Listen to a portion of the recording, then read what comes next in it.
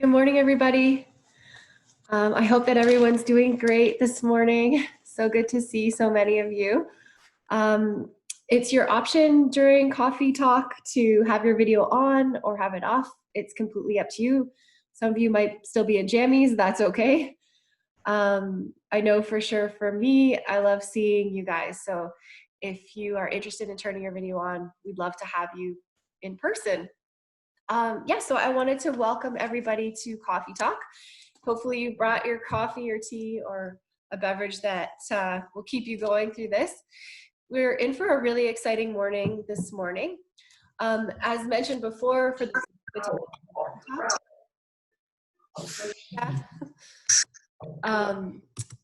we'll kick this off with our land acknowledgement. We'll do some housekeeping chatting, and then we'll turn it over to our speaker, Alex Brown. We'll be having Coffee Talk every Monday morning, starting at 10 o'clock. And I think it's just a really great way for us to stay connected. I know there's some people in the room today that I haven't met before, and I just feel so lucky to get the chance to meet you even during these uncertain times. And, just encourage you to reach out, stay connected with us, and stay connected with each other. So I'll start with a land acknowledgement that we do for all of our events. And I'll have to read it, so please excuse. Georgian College acknowledges that are situated on the traditional land of the Anishinaabe people. The Anishinaabe include the Odawa, the Ojibwe, and the Potawatomi nations, collectively known as the Three Fires Confederacy. Georgian College is dedicated to honoring Indigenous history and culture and committed to moving forward in the spirit of reconciliation and respect with all First Nation, Métis, and Inuit people. Thank you, Miigwech. Just a little bit of housekeeping. I know we see quite a few people on here, and I know that some people will join late. We've muted everybody just for the purposes of keeping it nice and quiet for when Alex is chatting. Hopefully at the end, we'll get a chance to speak in person. But if you have questions during the chat, what we're going to do is Alex will talk for a period of time, and then we'll open up the chat. And if you have questions, you can put them in. Jenna and I will be combing the chat line to find common themes of the questions, and we'll be able to pose those to Alex after he's done chatting. So please feel free, bring up anything. You're in a safe space here at Coffee Talk, and looking just to get your information and questions out there to Alex so he has a chance to answer them, and then we can all learn. Every question is a great question. So I am really excited to introduce Alex Brown. He's a Georgian College alumni, multiple times entrepreneur. He is the founder of eCommerce Rockstars. He speaks all over the world and has even scaled businesses going up to 10 million in revenue in 1 year. He's scaled online businesses, and I think that his content and his approach to business online is very timely in terms of where we're at today. And so I'll be turning over my hosting capacity to Alex, and I'll let him introduce himself further and talk to you in a bit. Okay. Awesome. Thank you very much, Sarah. And thank you for the opportunity. And to everybody on here, thank you for your time. I know time is really precious. So I'm going to do my absolute best not to waste a moment of it. Let's see if I can share my screen here. All right. Can everybody see that? Maybe give a thumbs up. Perfect. Awesome. So lots to cover today. Lots of ideas, lots of opportunities, lots of challenges. But really want to focus this on making it as applicable as possible to as many people as possible. I know if you're interested in e-commerce, or maybe you have a physical location and you're looking to start selling online, there's really a breadth of people that are on this call. So I'm going to keep it high level for the most part and not get too specific. And then if you have specific questions, you can probably answer them back after that. And I'll do my best to answer all of those. PowerPoint isn't working well. Like Sarah said, this is kind of my calling card, is my company, The Beard Club. We started out as Dollar Beard Club and ended up doing 10 million in our first year. Really mainly built around viral videos and brand building online.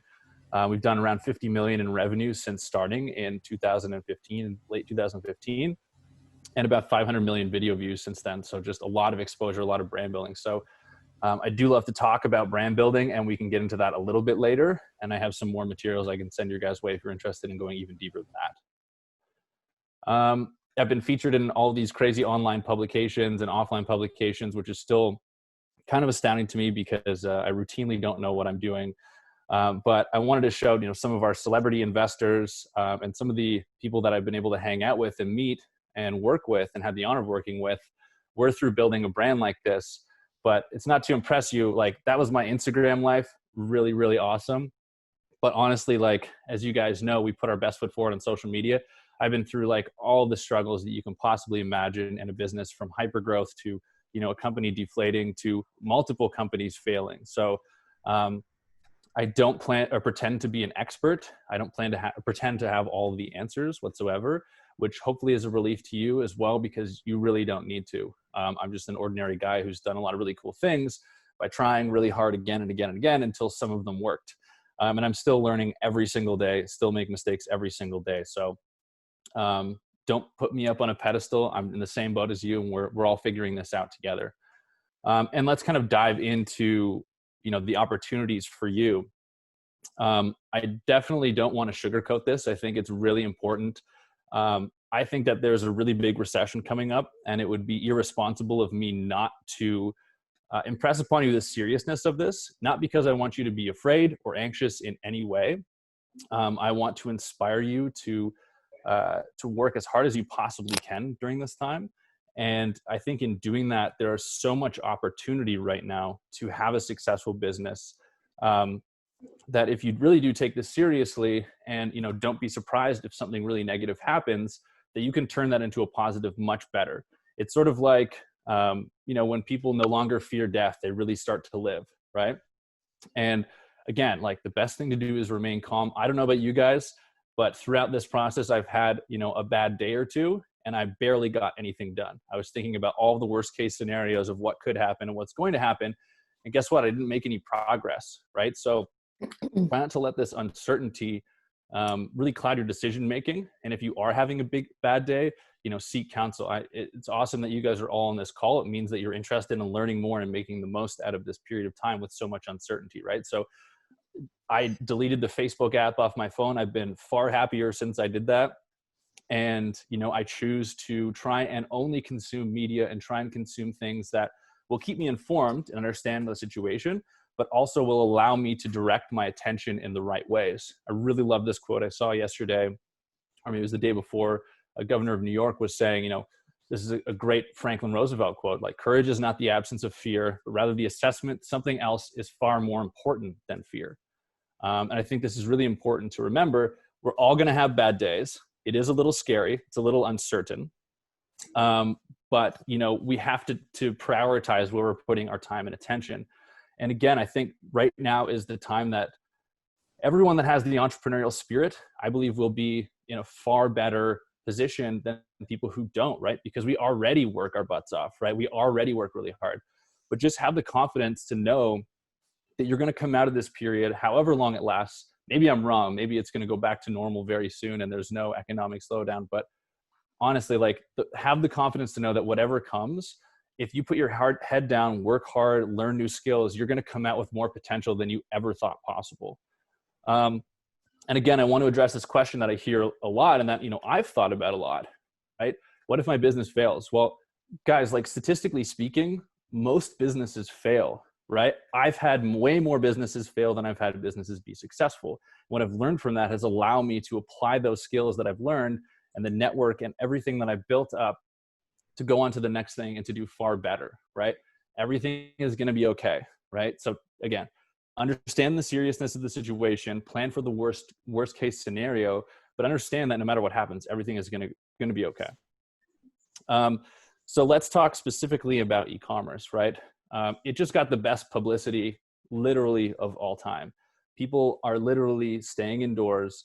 And now, it wasn't really always a selling point to have something delivered directly to your door. Sure, that was great and convenient, but now it's like people really, really, really want to have stuff delivered directly to your door, right? So there couldn't be a better scenario for being in e-commerce, provided that you have products that somebody wants and someone will buy. We'll get to that as well. But again, on the point of business opportunities, some of the best known brands and businesses were founded during recessions or during depressions, right? The reason being, they're a whole new chest of problems and issues open up. And as entrepreneurs, the most successful businesses solve real problems, right? So there are a myriad of new opportunities available to you, problems that are going to come up that you can solve and that you can profit from. And there's nothing wrong with it. That's what I love about capitalism. I very much believe in conscious capitalism, and now we're going to see a huge rise in that too. But people that create real solutions for problems deserve to make money. It's not about just kind of trying to siphon incremental value and how can I buy this product in Alibaba and sell it for this. It's like, hey, can I create a real solution, a real brand around a real problem? And then from that, that's where wealth comes from, right? And necessity really is the mother of all invention and innovation, right? So we will see a lot of new innovation. And importantly, we'll see a lot of people adapting and changing the way that they do business so that they can participate in this, so that they're not left behind. So specifically in e-commerce, if you're selling physical products right now online, or if you're offline, you want to get online, I think there's two real phases here. Stocking up right now is huge. I'm currently running marketing and operations for a business in Traverse City, Michigan, and we sell all kinds of different soap products, right? So as you can imagine, those products are in really high demand. We did 450,000 in revenue last month. We're on track to do over $1 million this month. Just brought me some water. Thanks, Mom. I love you. So that's a tremendous amount of growth, right? And as somebody who's been in that zero to hero situation, that creates a whole huge laundry list of actual issues, right? And we're going to talk about that when we talk about supply chain. But right now, if you have a product that somebody wants, do whatever you can to keep that product in stock and going out the door as fast as humanly possible, right? But with the caveat of saying that you don't want to, use fear in your marketing or manipulation, right? The way that you want to do this is by positioning what you have to offer. If it's something that people want, something that is helping people, then you really want to position it like that. You want to position your company as somebody who is helping people. You don't want to sell on like fear to get on the panic buying. I think most of that kind of wave is through, but really it's your duty and your responsibility to do as much as you possibly can to help as many people. And again, that comes with some supply chain considerations. You want to get it to people's doors as fast as possible. In Traverse City, we're fortunate to have, we had 45 people. We're now at 65 people, right? We had to hire a whole bunch of warehouse people. We were deemed an essential business because we sell soap and cleaning products, all non-toxic. But a tip for you guys is to really try and sell larger quantities. We're a subscription business, and we're already seeing a wave of when there is uncertainty, when people are losing their jobs. Subscriptions are much harder to sell, right? Financial commitments to a product or service are a lot harder to sell. Some people will always have a tolerance for it, and that's fine, especially if you offer a lot of value and you offer a lot of savings. But most people that are landing on our site have no interest in joining our subscription, but they have a lot of interest in buying a big bundle of products right now. So it would be silly of us not to give them the opportunity to do so when, subscription's really important to us and that recurring revenue is really important. And we're still going to try and push that. We want to try and separate people and allow the people who want to stock up and save the opportunity to do so, and still try and build our subscriber base and retain them and treat them really well.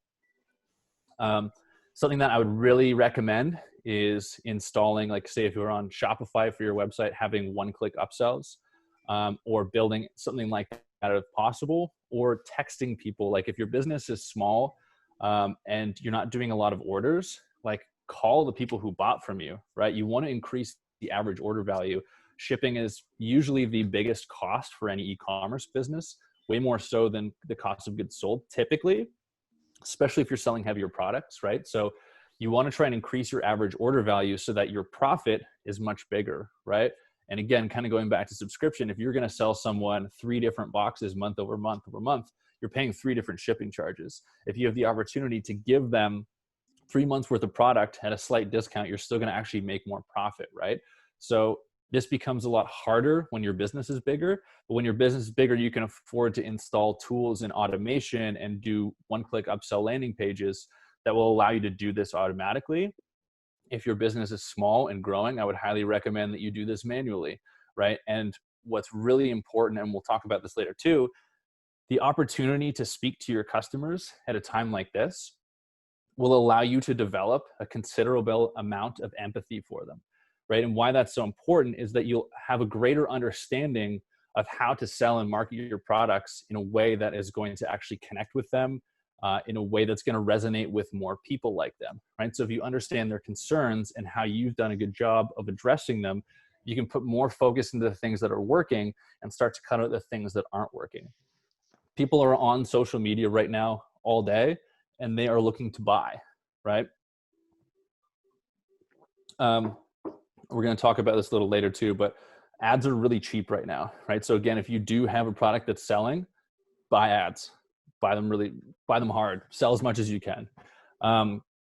Purchasing power volatility. So looking forward a little bit for a moment here, I think from what I can see and what I would predict, first, there's this wave of panic buying. Everybody is so uncertain, right? They have no idea what's going on. That actually taught me a lot about marketing. The last 2 weeks, I've learned so much. The reason that people were buying toilet paper is not because they thought that COVID-19 was going to give them diarrhea. It's because they were scared that they were not going to be able to buy it anymore, right? And that's way more of a purchasing trigger, of a demand trigger, than simply wanting to aspire to something. That's very powerful and that's very, very prominent. But panic buying was all about the aversion of pain, right? And wanting to have the opportunity to buy something and being scared you're not going to be able to, right? Then I think what you're going to see for a little while, there's going to be a slowdown. People are kind of settled into it. They've stopped panicking so much. They understand that this is going to be a longer term thing.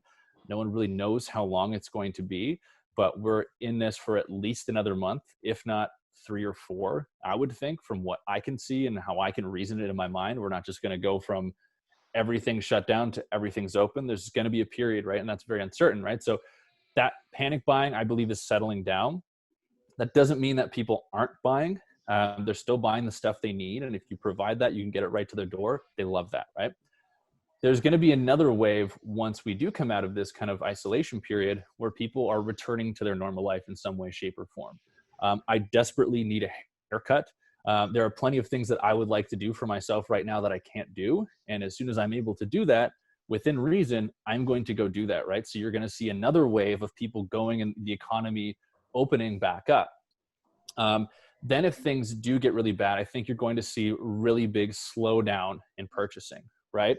And so if like that return to normal sort of like, builds the economy back up and relaunches it, that's where we can avoid this whole, like it being another depression scenario, right? But I believe it's going to be a big slowdown after that return to normal buying. And so the objective right now, with this company I'm working with and with any company that I'm advising, is to try and stack as much cash on those 2 waves to survive the third, right? And to understand what it would look like for your business if it's no longer as steady a demand as it is right now, right? And that could mean switching to new products. It could mean pivoting the way that you do business. But if your products are in demand right now, I would advise that you do everything in your power to sell as much of them as you can and build up your cash position. If this recession, which I believe is going to happen and going to last a while, does not happen, awesome. You have a bunch of cash in the bank that you can invest in product development. You can invest in advertising, any number of things, right? So again, you can plan for the worst case scenario, work your butt off. If that doesn't happen, you can go on a really, really nice vacation if you want when things open back up and travel is open back up, because a lot of things will be at garage sale pricing, right? So having cash in the time of a recession is really, really, really important. I mentioned this earlier. I think you're seeing a lot of companies do this. I'm going to eat. I can't do it. I think you're seeing a lot of I can't go back. Technical difficulties. What was the previous slide? Okay, so if you're on any company's email list, you'll have seen that they're talking about their policy right now of what they're doing as a company. So the last slide was really like having empathy for the concerns of people. And again, you'll be able to, if you speak with some of your customers, you'll really be able to feel out what it is, what they're concerned about. But ensuring people that what you're doing is following as much safety protocols as possible. I mean, you're shipping physical goods from either a warehouse, from your factory, from your home, like from your living room. People want to know that what's coming to their door is safe. I mean, I've never been so suspect of mail or packages arriving at my house in my life. It's one of the bizarre realities right now is like looking at things that somebody else might have touched and just not knowing, right? So you really have to reassure people and, not just reassure them, but actually do that. And, really understand that you want to protect your customers, you want to protect your employees and do what you can. But that is a huge point that people are looking to have reassurance on, is that you're doing everything you can to make sure that those packages that they're going to open are safe, right? I would also recommend looking for ways to give back, right? At the soap company in Michigan, we're doing free soap Fridays. So every Friday from here on in until this is over, giving away hand soap and laundry soap, right? People come up, they can dispense it themselves. It's all like really well done with social distancing and stuff like that. And, the local media picked that up and wanted to share that message because we have the opportunity to serve people in a time of need, right? And that's how you can pivot and include things in your brand about, oh, this is why. We've actually had people email us too, like seeing this, be like, hey, I was thinking about canceling my subscription. I saw what you guys were doing. And I'm really proud to be a customer of yours, right? And so I think it's important that we don't manipulate that you give back in ways that your company is empowered to do so. But I think it's also important that people want to buy from businesses that are doing good right now. And I think if you look at, the amount of companies like Tesla and, Dyson, which are switching around their manufacturing to try and make ventilators and stuff. I think it's important to note that some of that's going to be necessity because they also see a recession coming. They want to pivot to products that they know that they can make and actually still keep their workers and their factories going. But it's also really good for their brand. Like, how good did you feel about Dyson and Tesla and all of these companies stepping up and giving back, right? There's an opportunity to serve people. And I think if you do that without the expectation of profit, that's really where the profit will come. But also don't be afraid to like leverage partnerships. If you have a couple companies that you're friends with, or, you have people in your supply chain, right? One of your suppliers you go back to and say like, for example, if you sold soap like we do, we've gone to our manufacturers for raw ingredients and say, hey, like we're giving away all this stuff. Any money we take in is going to donations to charities and we're really trying to give back with this. And they're like, sure, yeah, we'll donate some of our ingredients, right? So leverage partnerships and don't be afraid to go into your supply chain. Don't be afraid to talk to your friends' companies, right? Your friends may have companies that offer similar things. You can package things up together. You can work together. Right now is an incredible time for collaboration, right? And use local media to amplify. I don't think that is a bad thing to do whatsoever, as long as you have good intentions with it.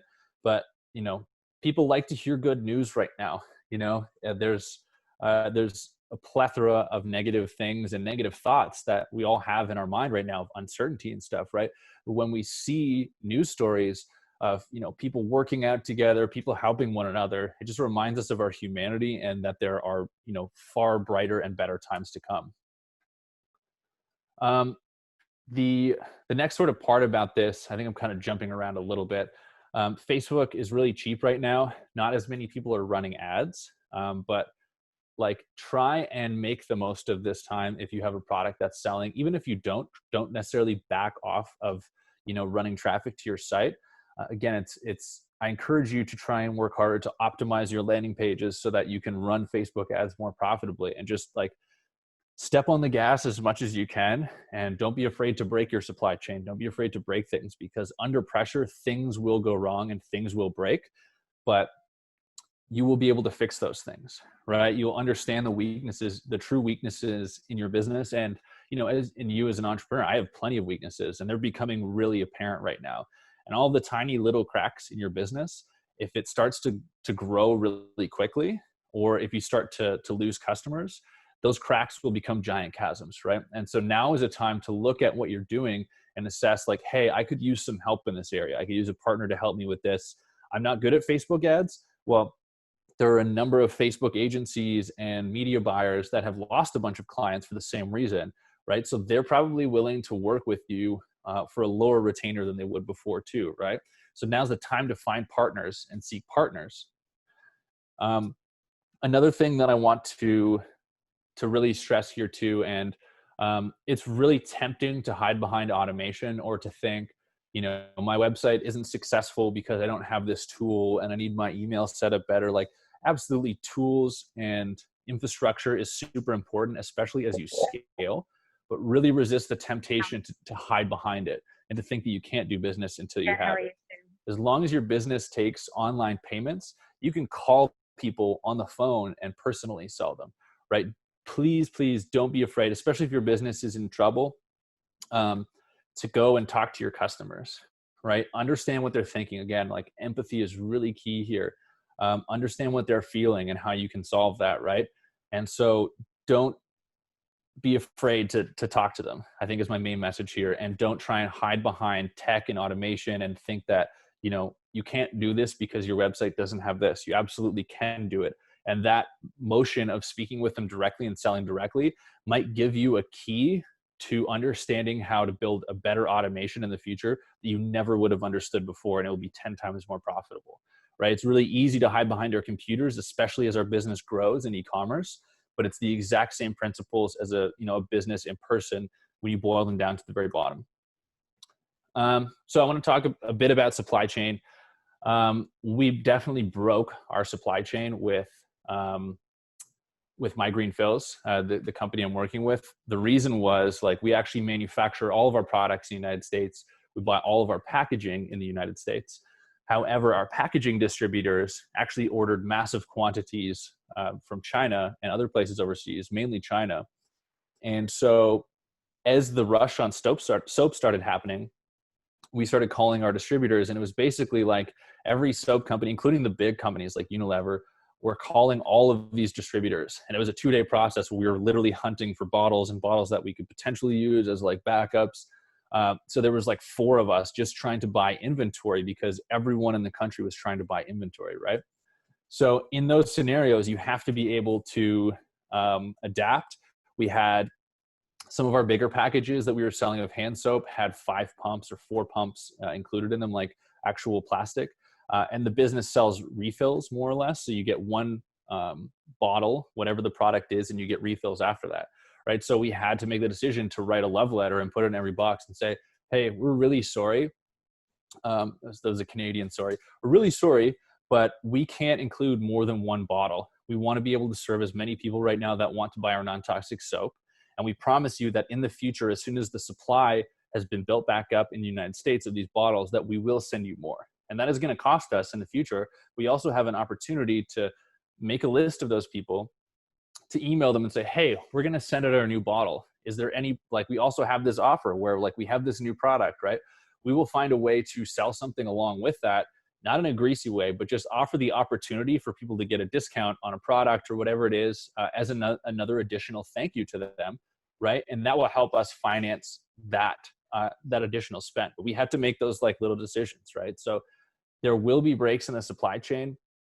I do think moving forward, you'll see a lot more people localizing production. I think that might be one of the silver linings here, is that we see and we understand how completely unsustainable the global supply chain is for the most part.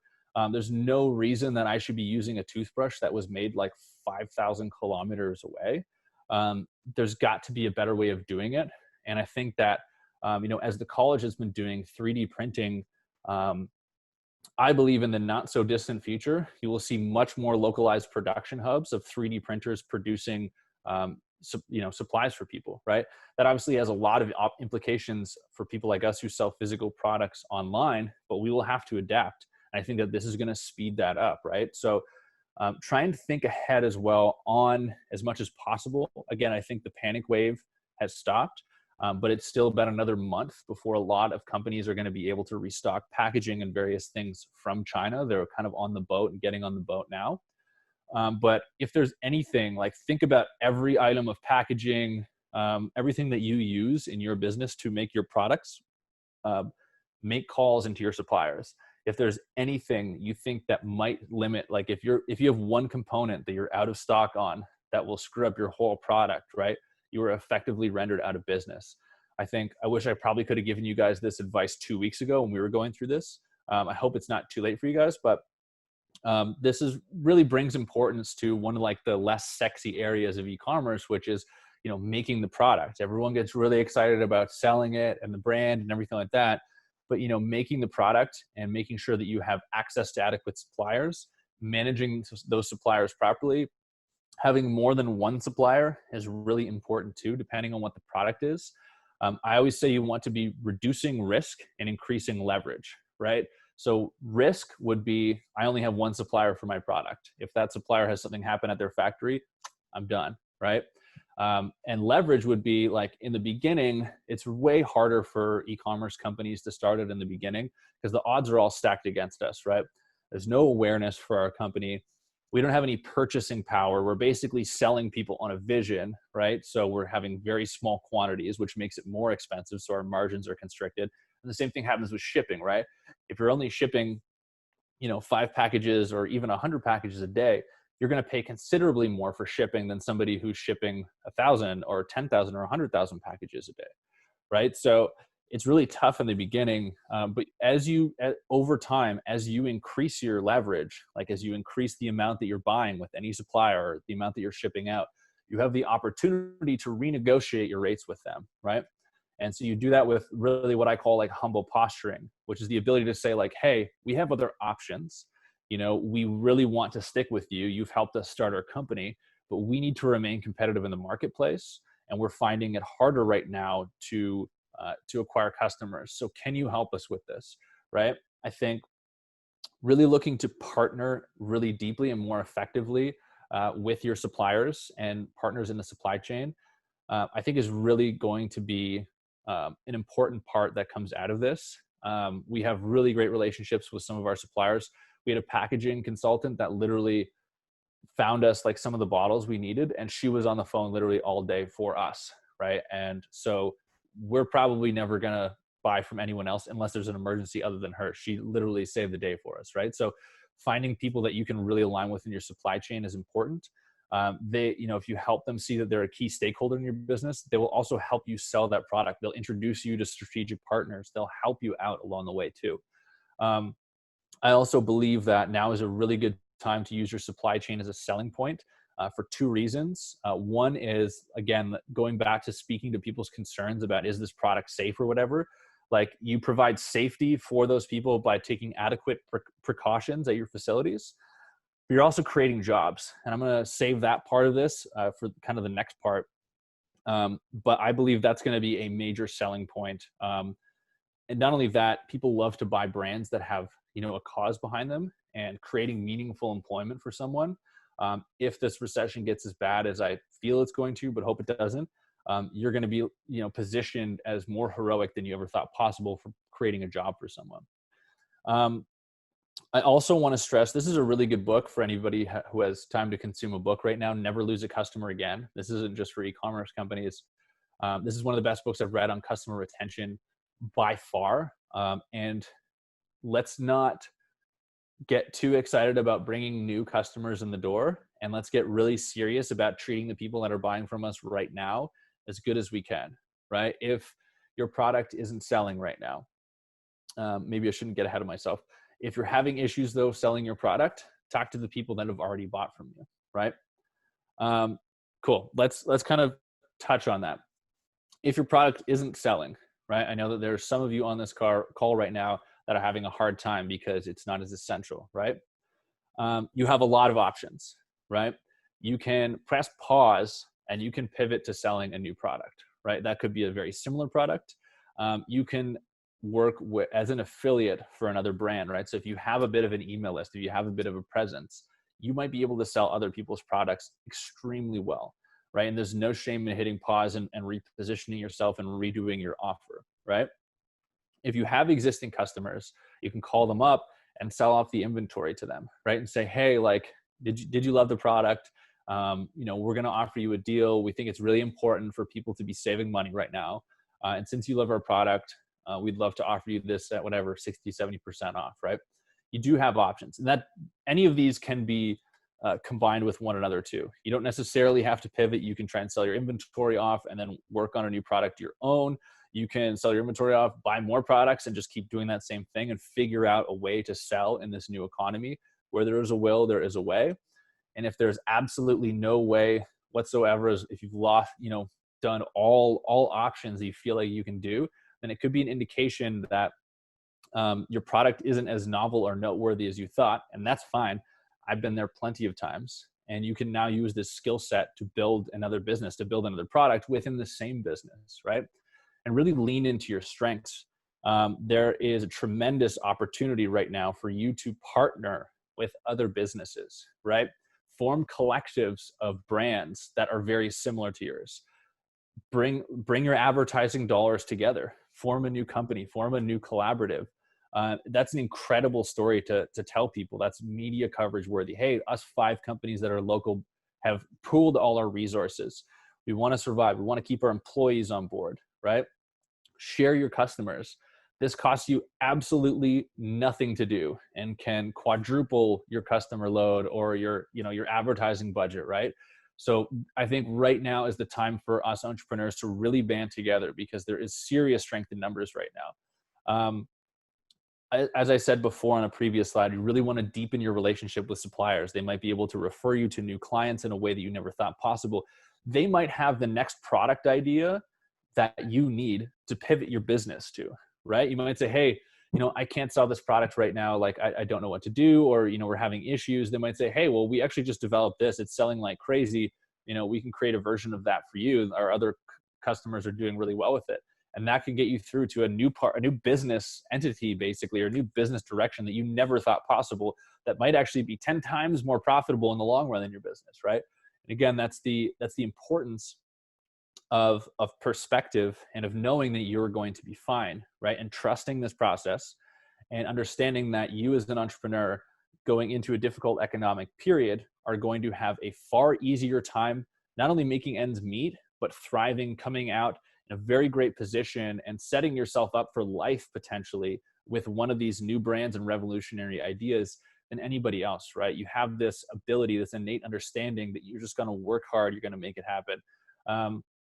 And I guess I'm digressing a little bit too much with this soliloquy on don't quit, but really like partnerships, I think are going to be really, really, really valuable to everyone in this time. Leverage your key relationships, whether that is a supplier or the person who runs your Facebook ads, and really look to serve others. If you have a friend's company that's struggling, help them out. I know you're busy right now, but try and help them out as much as possible. It's really important that we all help one another because that could lead to a partnership that you never thought possible. That could save their business, that could put food on their family's table, and you have no idea how that's going to come back to you in the long run, right? So it's really important we all help each other out and find those partnerships. So now to speak to some of the companies that are looking to their brick and mortar business, their offline, to go online, right? I think, again, seeking partnerships and leveraging your network. There is somebody in your immediate network who understands how to build a Facebook page, understands how to build a website. There's somebody in your immediate network, probably in your family, that can help you make a Facebook page if you've never done that. There are people that can do all the things that you need to do in your network. And if the economy continues to go the direction that I believe it will, there'll be more of these people who are looking to work, right? And it's not that you're trying to take advantage of them. It's that you're trying to form those partnerships, right? That are going to keep them happy and healthy and fed. They're going to keep you happy, healthy, and fed and thriving, right? But for those of you who have never been online before, do not overcomplicate things, right? I said this before, all the bells and all the whistles are really nice on your website, but the fundamentals of bringing your business online are the exact same as they are offline, right? You need to take care of your customers. You need to have a really great product. You need to have a really good experience, right? there are very easy tools. Like, you don't even necessarily need to build a website. You could start selling on Etsy tomorrow, right? Say you have a clothing shop and you need to move inventory to keep paying your rent. Open up an Etsy shop tonight. Take photos of everything you have, put it out on there, tell the story of what you're doing, leverage that, that sort of appeal of, hey, this is what I'm doing. Ask your friends to share that story, right? Now is the time to call in favors. If you've got a lot of good karma stacked up, that's awesome. If you don't, people will still be willing to help. If you have a really simple way for somebody to help, say, hey, I'm trying to get rid of my clothing inventory for right now. I've got to keep my business open. I want to keep my employees hired. Can you please share this? Or do you want this, right? Don't be afraid to talk to your friends and your family and your customers too. Call your existing customers. If you have a database of people, if you're offline, you have phone numbers, you have emails, or you have relationships, people follow your Facebook page. Like, reach out to those people directly and tell them the story of what you're trying to do. Tell them why this is important to you and what you're willing to do for them and how you're going to keep them safe and how you're going to give them a deal, and start to make those first few sales, right? This isn't about creating this amazing, perfect website. I still don't have a perfect website. We have like 25,000 monthly subscribers. Our website is a disaster half the time, right? That perfection will never come, right? Unless you get acquired by Unilever and they put in $25 million into building you a website, right? Perfection doesn't come. Just start selling, right? And you'll start to learn more and more, and then leverage partnerships. Like, maybe it's not the best idea for you to spend, a month learning Facebook ads. Maybe that's a useful skill for you. Maybe you can do that for your business and learn how to do that for one of your friends' businesses, and you can make some money helping another business and keep your business afloat, right? So try and take an inventory of like what you're interested in, what you're skilled at already. And again, share and serve at the same time as taking advantage of that as an opportunity for yourself, right? It's time to get resourceful and double down.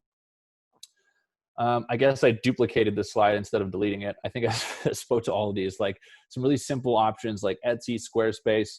Keep it simple. Don't get obsessed with tools and automation. If you've never been online before and you start doing research, you will go down every rabbit hole of what software you need you can imagine. I still do it sometimes. As soon as I get this, everything's going to be okay.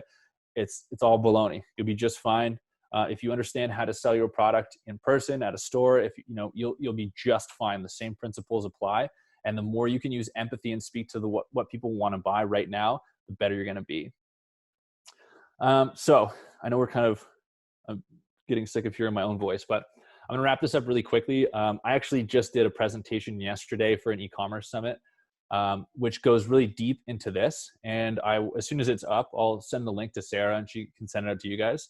But it's basically kind of an hour focused really on building a brand. But I do want to touch really, really quickly on that. In my mind, a simple definition of a brand is just what the story is, right?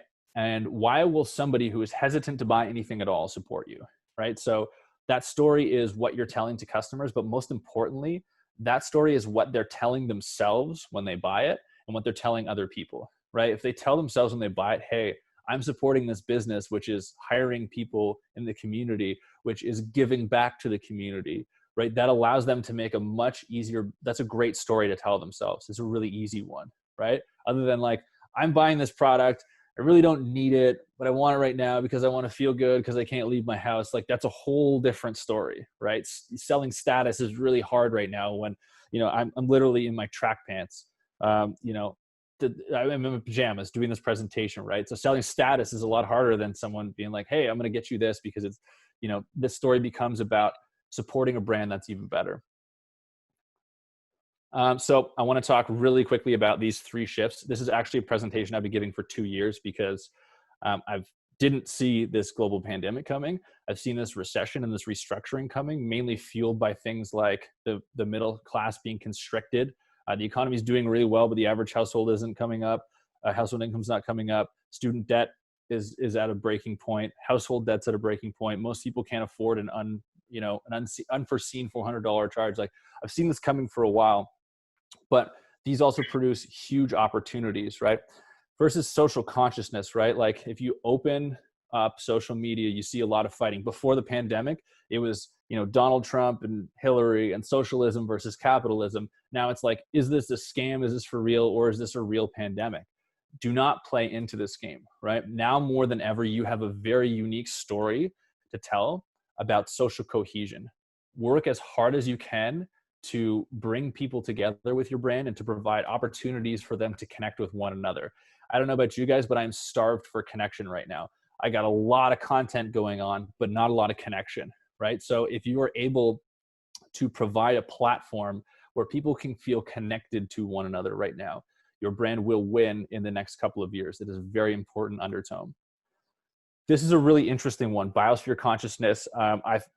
Previous to this, the dialogue about, Greta Thunberg and all of this like climate warrior action that was going on, the question of where does this product come from has become really, really important. Now, caveat here is that during this global pandemic, you don't see anybody freaking out about plastic straws, right? Before that was a concern, right? And what I believe is going to happen is after this current situation, I've already seen people post about it in LA. My friends back in LA are like, hey, I've never seen the sky in LA this clear, right? So people are already sort of, I think, planting seeds in their mind. I believe that after this pandemic, our next big challenge is going to be tackling climate change. And you guys have probably seen those memes of like, imagine climate change had, the coronavirus publicity agent or PR agent, right? Like it's true, right? And we are going to have to, fight this next challenge and really live more sustainably. So I think if you can set the hooks and localize your production and start to do as much as you can right now, you'll position yourself to do well when that next, when we get from, pandemic concern to economic concern, it's going to go into environmental concern as the next phase. So something to very much think about for the future. I do think you'll see a lot of economic restructuring. I really thought that this next wave would have been brought on by automation. But regardless, job creators will never be more sacred, right? As they're going to be in the next couple of years. And even moving through that, like robots don't get sick, right? This is going to accelerate automation. This is going to accelerate people being displaced from their current jobs and having to find new ones and having to create new ways that we work and stuff, right? So this economic restructuring isn't just going to be the same in 2 years, everything's going to be fine if there's a recession.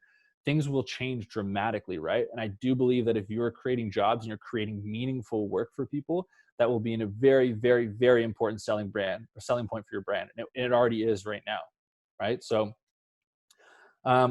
just to kind of end on that note, when you build a company with conscious elements into it, whether it's social cohesion, environmental concern, caring about the economy and employing people and treating them right, it's not just hippie stuff, right? Conscious companies outperform normal companies on the S&P 500 by 1,400%. Why? Because they have an incredible story to tell. That brand story resonates with people and will get people to take out their wallet and buy from them because they're allowed to tell a good story about themselves and why they're selling that, why they're buying that.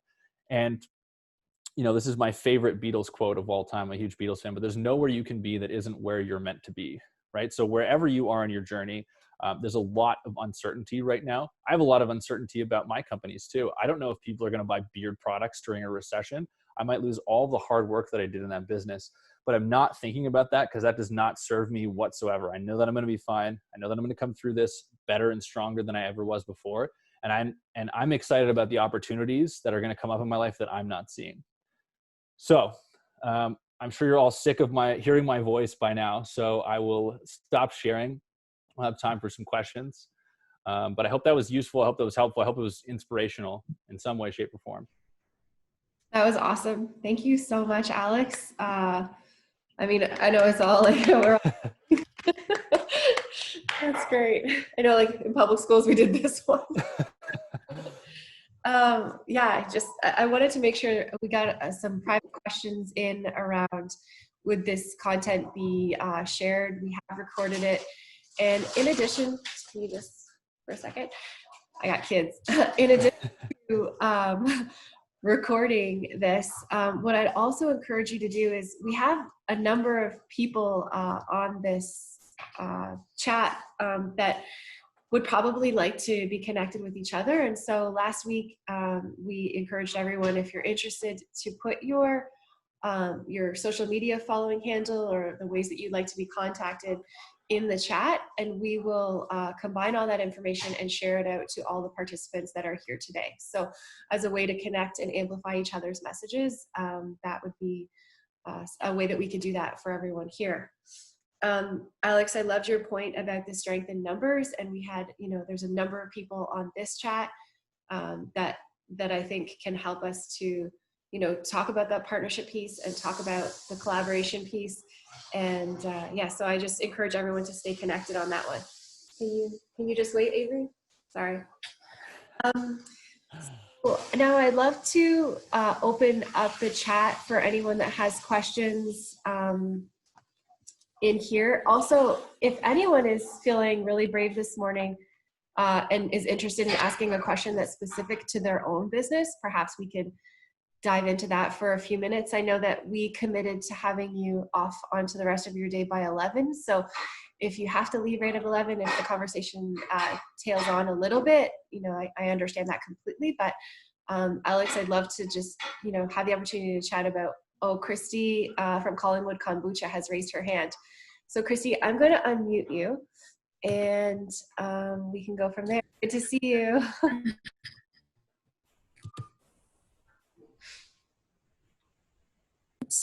Hi everyone. So Alex, yeah. I make kombucha, and of I'm course excited to try it. My I'm small a big community is.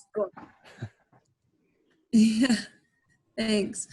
And my community, I've been a little bit frozen until just a few days ago, and just wanting to move slowly to ensure that I was having the most safe practice I possibly could when I went back into production. So today is the day. And the thing that I'm struggling with the most is the idea of mixing it up. Like people want one bottle or two bottles, or they want 3 of this and 2 of that and 1 of those. And just the idea of having to navigate, individual requests and orders seems daunting. And yet I hear you say, you really want to serve people where they're at. So I'm just looking for a little bit of just thoughts or ideas around, what do you do there? Because I offer a mixed pack, but it's sort of like what I have and what I put in and how I can kind of like a subscription, right? Like just like whatever we kind of have going on that month or whatever, So is the obstacle that, like is really like your ability to spend time customizing these? Is that the main difficulty? Yeah, I think so. And just also inventory, right? Like just being able to say, because I still have to serve all my retail customers, right? And so they buy things in cases, like small cases, right? So just an inventory glitch, I guess. Yeah. So it's definitely a difficult situation. I would say really leaning into upselling people and just literally being straightforward with them and saying like, hey, it's really difficult for me right now, as you can imagine. If you love these flavors, like, would you consider buying a 6-pack, right? Or would you consider pre-ordering these for my next batch? It's really hard for me to keep up. I want to make sure that you get yours. You're my existing customer. I want to prioritize you, but it's really difficult for me right now. And I also need to know when I can hire people. I want to hire someone locally to help me out with this and really like speak to those storylines.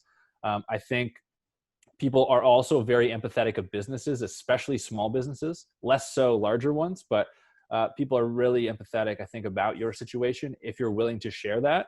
And it's not like you're saying like, hey, my business is failing or this and that. It's like, hey, like I really am having a hard time and I want to be able to hire someone. I want to be able to give people what they need, but it's difficult for me.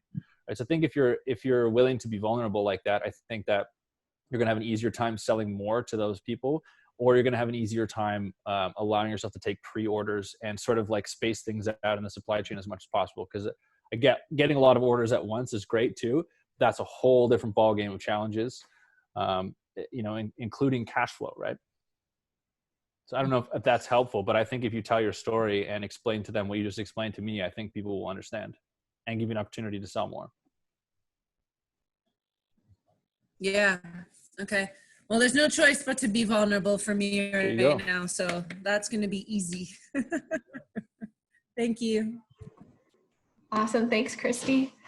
Does anyone else Awesome. I see that people are sharing their contacts through the chat, and I appreciate everyone that's doing that.